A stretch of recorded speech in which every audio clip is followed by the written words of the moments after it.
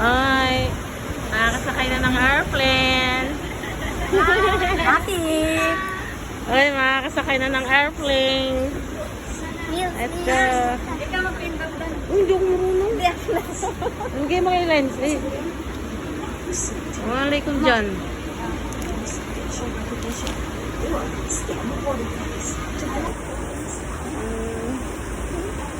Makakasakay na sa airplane. Bye-bye. Sa lagong Japan. side. And yung paano natin yan hindi ka marunong. Mga first timer.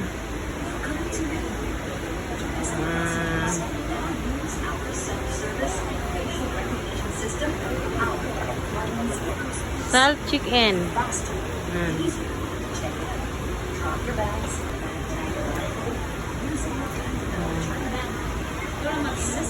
Naandaan ka. Pero kumang matas. Gaya ka nung kauban. Ha?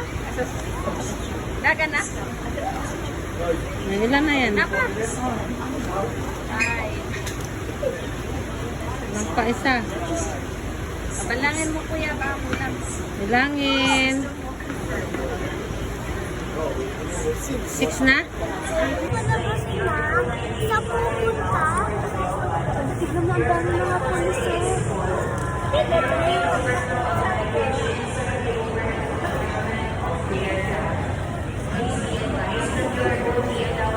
Pulitog naman ng baba. Guys! Guys! Ano sabi mo ngayon? Natatakot ba kayo? Guys!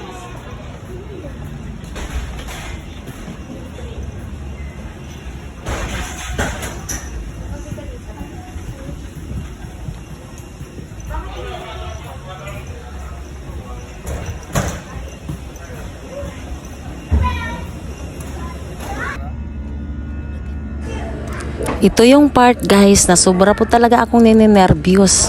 Lalong-lalo na pag-ahon pa lang, napaka-lula talaga, nalulula. Nahihilo po talaga ako guys dahil ito yung first timer po sumakay ng airplane. Sobra talagang nalulula ako, grabe. Yung nasabi ko na sa bandang gitna ay parang sinasabi ko parang ayaw ko na umulit pang sumakay dito dahil nakakalula pala pag ganito ang nasa taas na tayo. Parang nabibingi na hindi ko naintindihan. Nahihirapan ako sa aking sarili guys. Di mo alam na talagang sabi ko, Diyos ko Lord, ano na ba to? Ito na ba talaga yung ganito ba talaga ang pakiramdam pag nasa tuktok ka na parang hindi na gumagalaw ang airplane. Pero nararamdaman ko parang pumipingas na yung parang gumagalaw-galaw na ng sapahan ko kasi pag maulap pala ganyan nagkurug-kurug.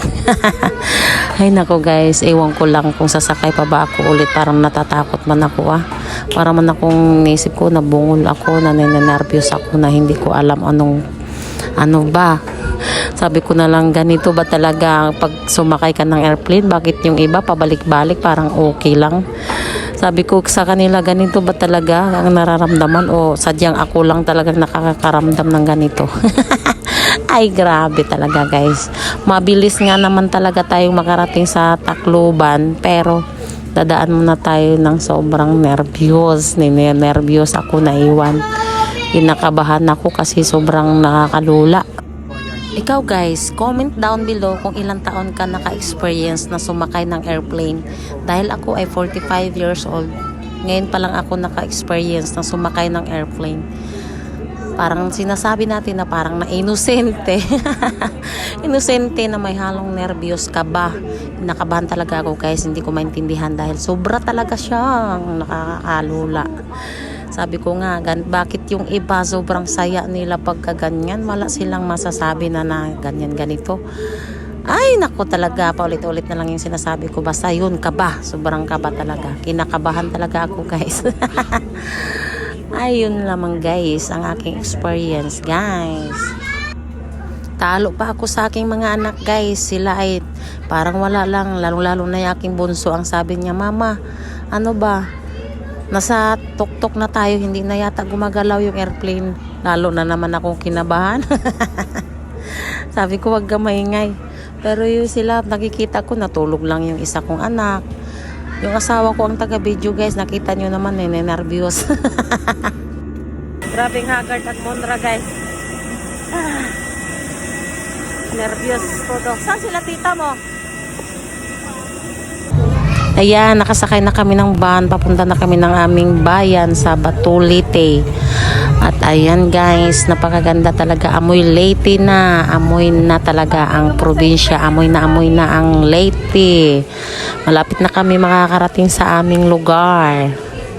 Kaya pagdating namin sa bayan, doon pala kami huminto sa bayan ng Hilongos. Doon kami kakain sa bayan ng Hilongos guys, dahil doon kami nabutan ng gabi. At ayun kasi dabi ko kakain na tayo dahil yung isang mudra na ito ay ninenervyos at gutom. Kaya ayun naman guys, maraming salamat sa pagsama ng aking video. At comment na lang guys kung ikaw ay first timer din bang sumakay ng airplane, kung ano ang iyong mga nararamdaman, kung ano ang iyong feelings. At yun ang aking nararamdaman guys. Thank you for watching guys. Bye bye. See you my next video.